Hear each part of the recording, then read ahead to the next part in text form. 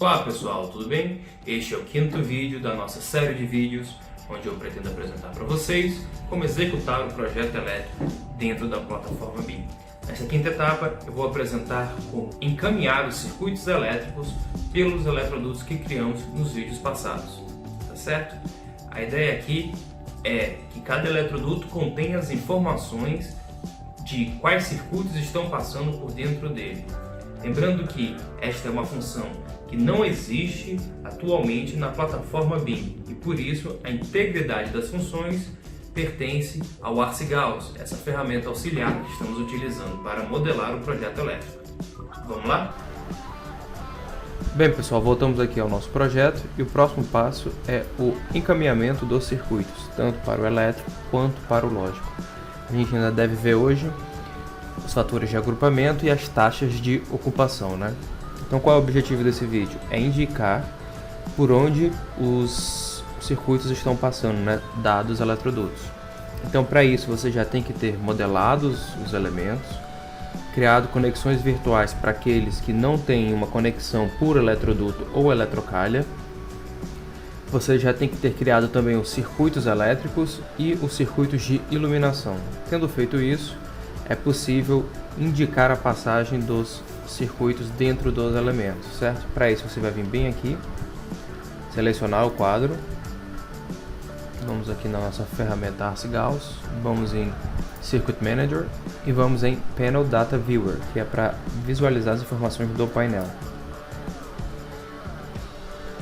A gente espera um pouco enquanto ele carrega as informações. Pronto, ele carregou as informações. Temos então 22 circuitos para serem executados, correto? Não temos as rotas ainda. Você vê que ele identifica que só existem 6 elementos. Então aqui a gente vê os circuitos, que nenhum deles apresenta elementos nas suas rotas. E os circuitos de iluminação que a gente viu no vídeo passado. Então se tiver tudo correto aqui, todos os elementos corretos, a gente pode iniciar a execução das rotas. Mas antes de a gente iniciar essa execução, vamos dar uma olhada aqui nos circuitos, certo? Então vamos para a nossa planilha de circuito. E aí é interessante vocês confirmarem esses dados aqui. Fator de agrupamento, fator de temperatura, demanda, porque o que importa é a bitola dos cabos. Então, caso os cabos mudem de proteção ou de bitola, é necessário refazer essa atividade que vamos fazer agora, tá? Você pode refazer por circuitos ou refazer o quadro como um todo. Então, já que está tudo certo aqui, está tudo dimensionado, a gente pode confirmar aqui a questão dos disjuntores.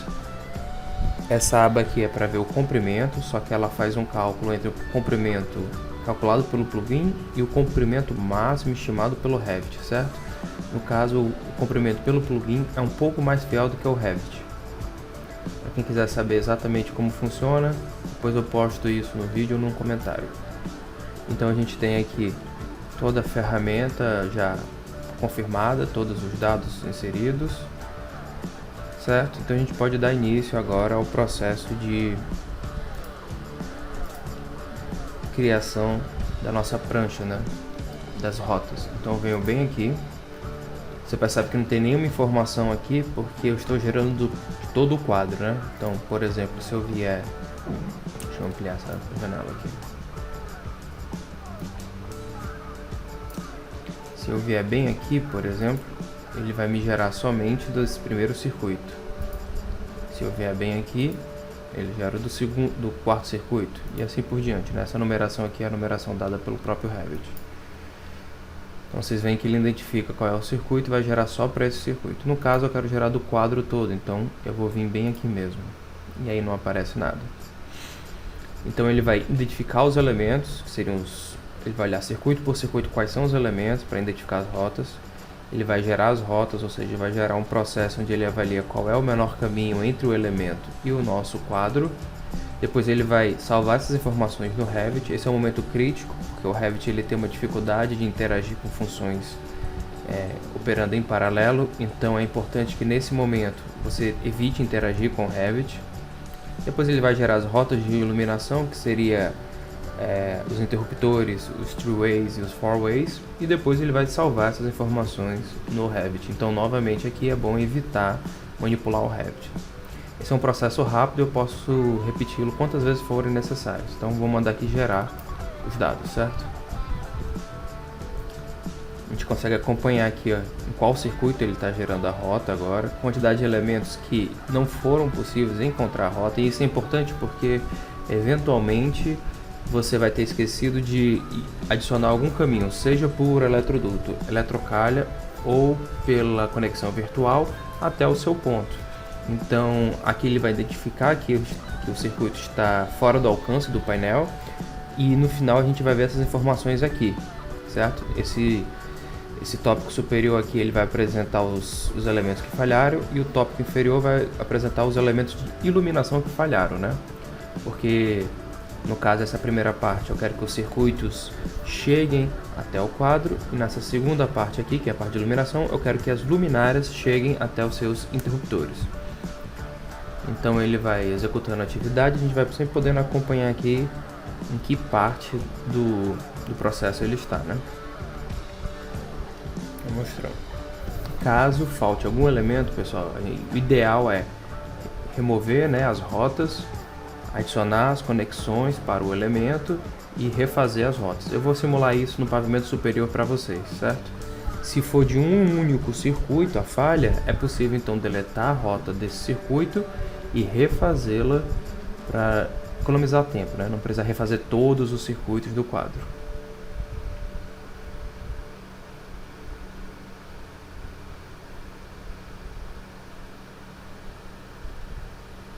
Bem, pessoal, a gente terminou aqui.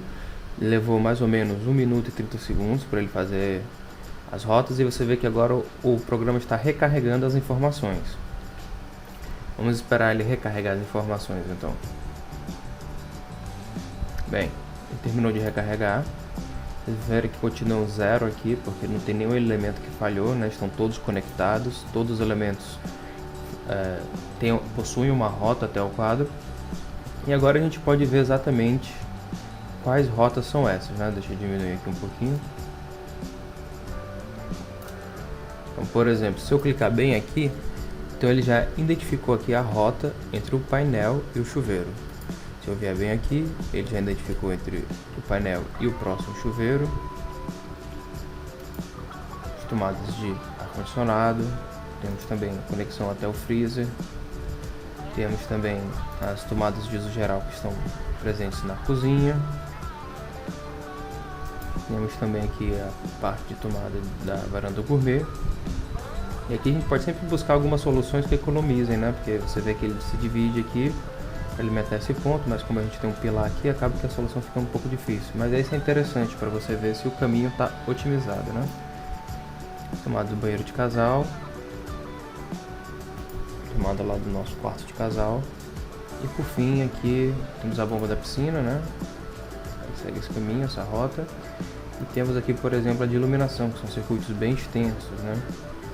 Então a gente consegue ver como ele atinge. E por exemplo, aqui em iluminação a gente pode ver também só a divisão, só as conexões que tem o fase, né? Que são para os interruptores, certo? Você pode ver as conexões para as luminárias, que seria o neutro e o terra, né?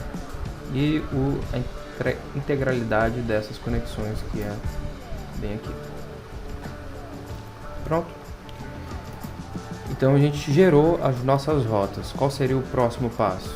Então o próximo passo é remover os terras a mais que tem nesses circuitos. Bem aqui, então existe essa função onde ele vai identificar quantos terras estão passando dentro de cada um dos eletrodutos, e você pode agora indicar que você quer que exista apenas um terra.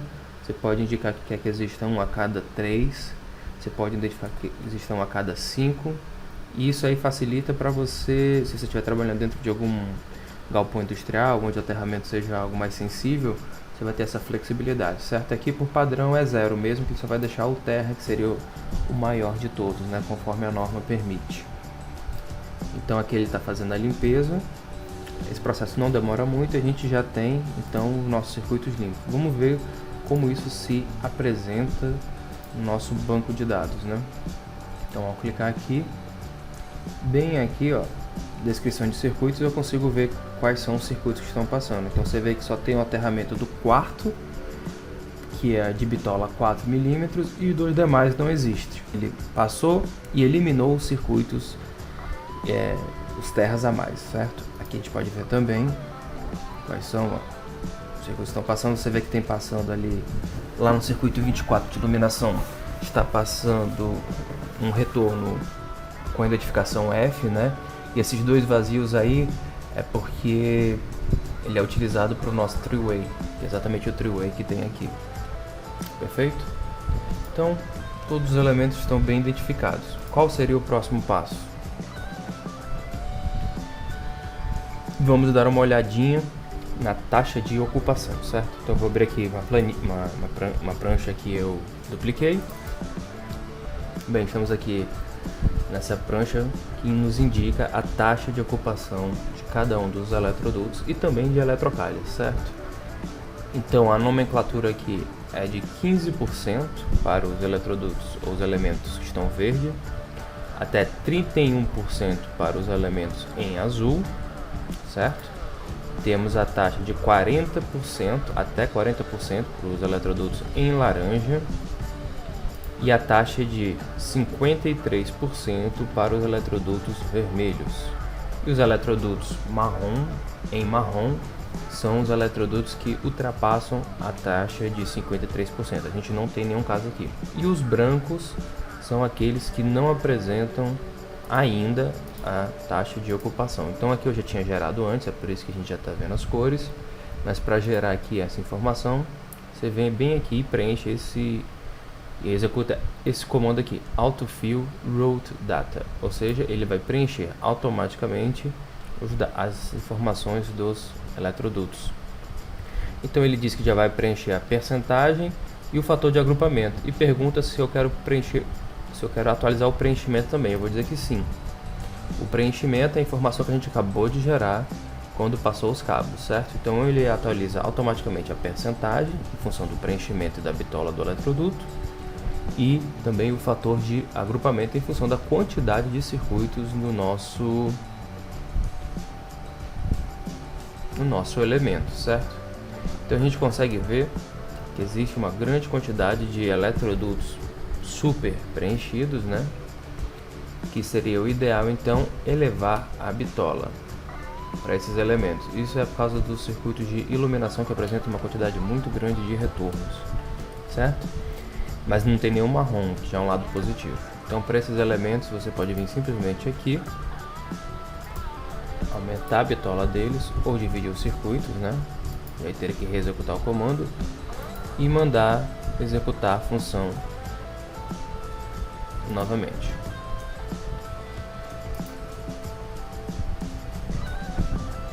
Pronto, vocês veem que ele já sai da condição na condição de estar super preenchido, né? Eu vou fazer isso para os elementos aqui, para todos eles, de forma que a gente garanta aí o preenchimento correto dos eletrodutos, né? A dimensão correta para eles.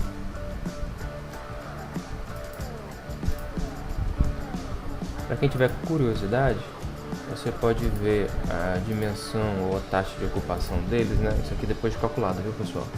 Bem aqui, então temos 0,57 seria o fator de agrupamento segundo a norma e a taxa de ocupação 0,28, ou seja, 28%, né? Então, para isso aqui, por exemplo, temos com 49% aqui de taxa de ocupação. Então é interessante que a gente eleve a bitola desse elemento.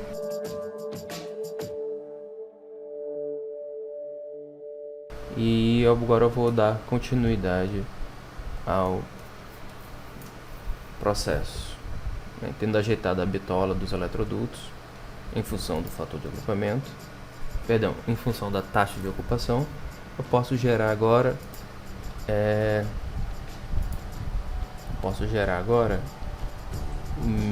minhas tags, certo? Eu vou só adicionar um ponto aqui importante, que essas tags que a gente vai gerar, elas não são originais, elas não são advindas do próprio Revit, ou seja, você precisa manualmente atualizá-las, certo? As tags do próprio Revit normalmente são atualizadas automaticamente, porém essas você vai precisar atualizá-las manualmente. É improvável que você precise executar essa função várias vezes, mas se for necessário, basta selecionar todas e apertar esse botão aqui, que atualiza os nossos grupos do ArcGauss, certo? Então como é que eu faço? Eu vou bem aqui e mando Generate Circuit Tag, ou GCT. Ao executar essa atividade, ele vai me perguntar qual é a família que eu preciso, que ele está utilizando como referência, e aqui ele já coloca para mim o circuito, certo? No caso ele não mostrou a família, pessoal, porque eu já tinha executado essa função antes, uma vez com o Revit aberto. Certo, mas você não precisa fazer isso elemento por elemento.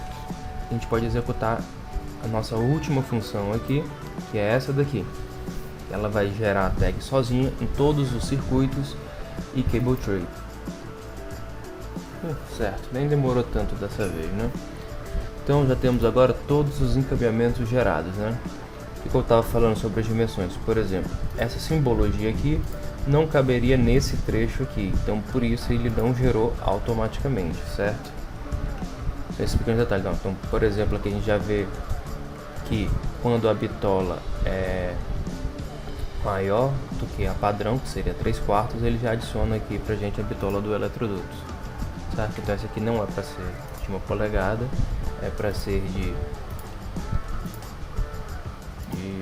3/4 mesmo, e eu vou mandar regerar a circuit tag aqui. Podia ter mandado atualizar, né? Não precisava deletar e botar de novo. Pronto, então a gente vê aí todos os circuitos encaminhados, distribuídos. Isso feito automaticamente pela ferramenta.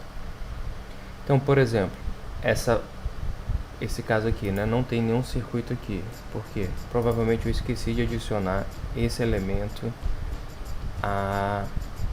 ao quadro. Vamos adicioná-lo agora. Se eu clicar nele bem aqui.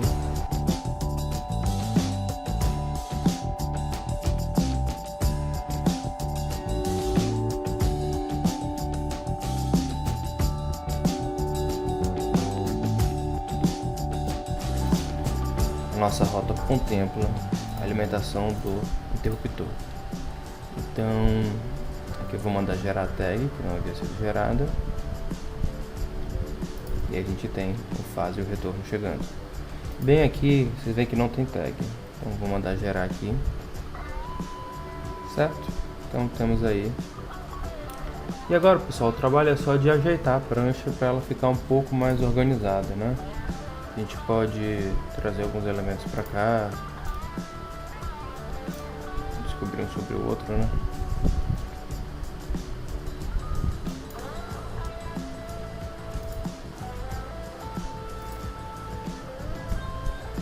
E assim vai. Então, um trabalho rápido, eu já volto.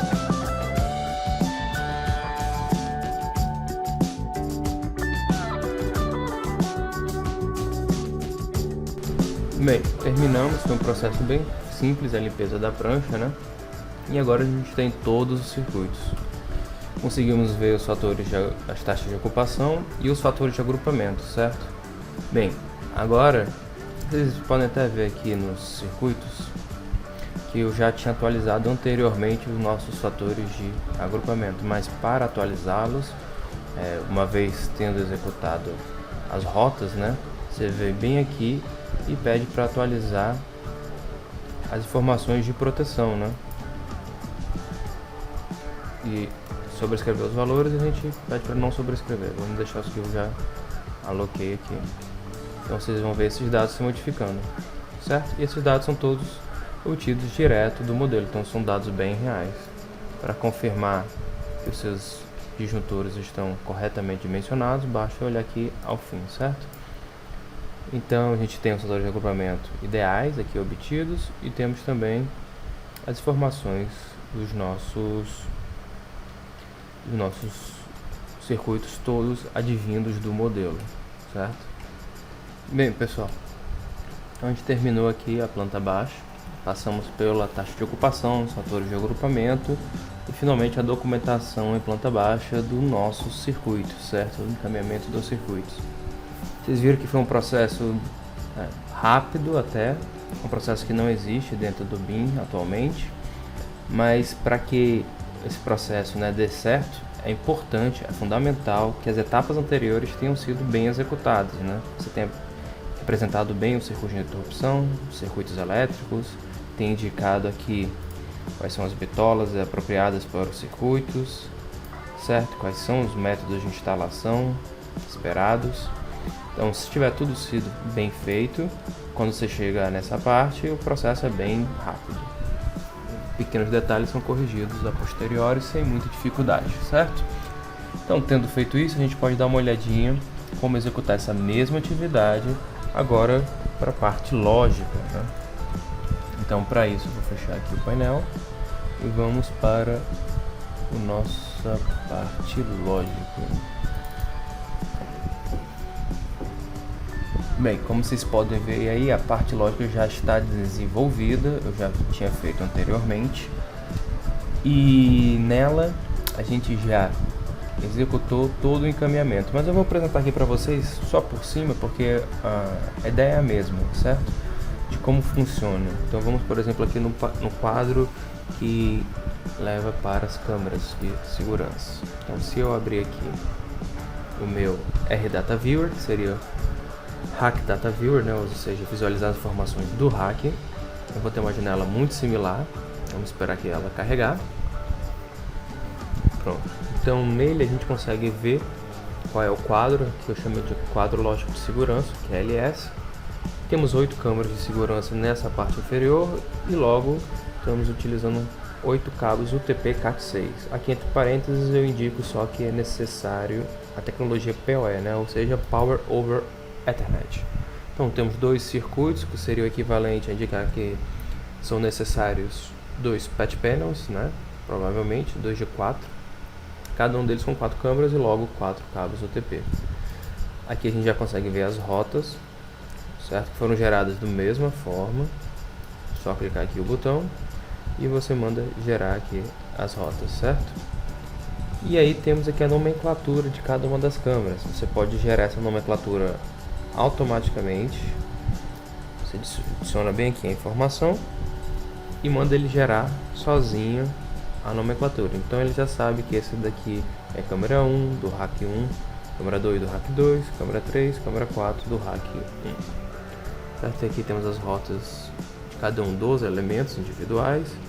E aqui para o nosso segundo hack, o nosso segundo patch panel, dependendo da dimensão aí do projeto, as câmeras dele, tá certo? Então é basicamente a mesma coisa. E como é que eu faço para indicar os cabos? Para indicar os cabos, você vê bem aqui na parte de cables e seleciona cada um desses cabos e modifica. Assim que você fizer a atualização, você só seleciona esse botão e ele atualiza essa informação no Revit, certo? Ou de um jeito mais fácil, você pode vir simplesmente aqui, clicar nesse ícone, onde ele vai selecionar para ti todas as câmeras, todas as 8 câmeras foram selecionadas, e você modifica aqui qual é a alimentação lógica deles todas de uma vez, fica mais prático. Então, tendo feito isso, você altera aqui a alimentação lógica e aí você pode gerar os circuitos. A parte lógica é mais fácil, é mais trivial e também por isso é um pouco mais rápido, certo? E no fim a gente tem uma solução parecida com essa daqui, onde você consegue ver em cada elemento de eletroduto qual é o circuito que está passando, quais elementos ele está alimentando. Tudo bem? Você faz isso para cada um dos seus hacks. No caso aqui eu tenho um hack lógico, um hack de comunicação e um hack lógico de segurança. E aí você tem essa planta baixa. Você pode depois subdividi-la, para ficar separada a parte de data, de comunicação e de câmeras, que foi como eu fiz aqui. E você tem uma planta baixa lógica mais limpa. É certo, pessoal?